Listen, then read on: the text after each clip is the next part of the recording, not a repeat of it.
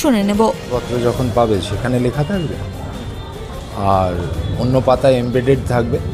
সেটা পরীক্ষা চলাকালীন কারুর যদি মনে হয় ছবি তোলা মোবাইল নিয়ে গিয়ে, মানে তাদের যদি মাধ্যমিকটা উদ্দেশ্য না হয়, তাদের যদি উদ্দেশ্য এটা হয় যে ছবি তুলবো, সেটা বাইরে পাঠাবো, মোবাইল লুকিয়ে নিয়ে যাব, সেই রকম দু একজন বাচ্চাদের জন্যেই এটা করা।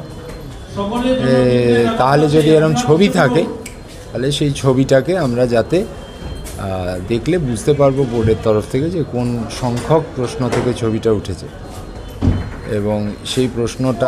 এই মুহূর্তের ব্রেকিং নিউজ, উচ্চ মাধ্যমিকে এবারে সেমিস্টারে ফেল করলেও ফেল নয়।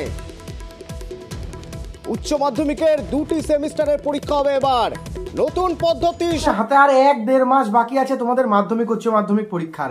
দেখো ইতিমধ্যেই একটা খবর তোমরা জানতে পেরেছো, বড় বড় যে নিউজ চ্যানেলগুলো রয়েছে সেগুলো দেখিয়েছে, এবিপি আনন্দ, জি 24 ঘন্টা, TV9 বাংলা, যে করোনা আবার ফিরছে, করোনায় মৃত্যু হচ্ছে, ওমিক্রন বাড়ছে, নতুন ভেরিয়েন্ট আসছে, তো এইসব তো এইসবের মধ্যে তোমরা অনেক জায়গায় বিভিন্ন চ্যানেল বলছে যে মাধ্যমিক পিছিয়ে যাবে, মাধ্যমিকে সকলকে পাস করে দেওয়া হবে এবার, এবং উচ্চ মাধ্যমিকে পাস করে দেওয়া হবে, মাধ্যমিক পিছিয়ে দেওয়া হবে, উচ্চ মাধ্যমিক পিছিয়ে দেওয়া হবে। এটার সত্যটা কি?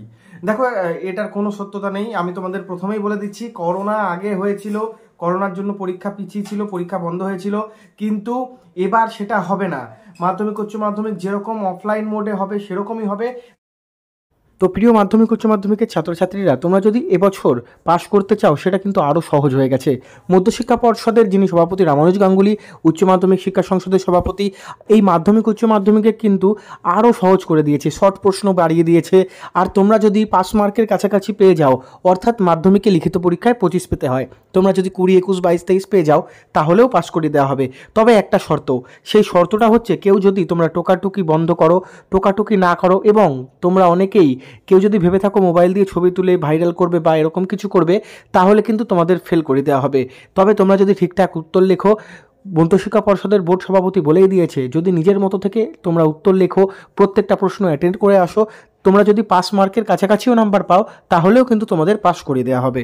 তো বন্ধুরা, 24শে জানুয়ারিতে তোমরা যারা মাধ্যমিক পরীক্ষা দেবে, যারা টেস্ট পরীক্ষা দিয়েছো, যারা টেস্টে পাস করেছো, তোমরা কিন্তু 24 তারিখে সকাল 11টা থেকে বিকেল 4টে পর্যন্ত তোমাদের অ্যাডমিট কার্ড দেওয়া হবে।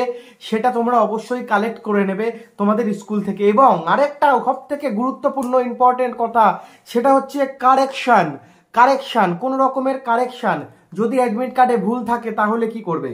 যদি তোমাদের অ্যাডমিট কার্ডে প্রথমেই দেখবে নাম, তোমাদের নেম দেখবে, তারপর ফাদার্স নেম দেখবে, তোমাদের ডেট অফ বার্থ দেখবে, এগুলো যদি ভুল থাকে তাহলে সেই দিনই তোমরা স্কুলকে জানাবে, সেই দিনই স্কুলের অফিস রুমে গিয়ে তোমরা জানাবে। আর যদি প্রবলেম হয় তাহলে কিন্তু 29 তারিখের মধ্যে তোমাদের জানাতে হবে। সেদিন ধরো তোমরা যেতে পারলে না, পরের দিন গেলে 25, 26 তারিখ, 29 তারিখের মধ্যে কারেকশন যদি করতে হয়, অ্যাডমিটে কোনো ভুল থাকলে সেটাকে যদি কারেকশন করতে হয় তাহলে কিন্তু 29 তারিখের মধ্যে করতে হবে। আর দেখো তোমরা এখন থেকে পড়াশোনা ঠিকঠাক করে শুরু করে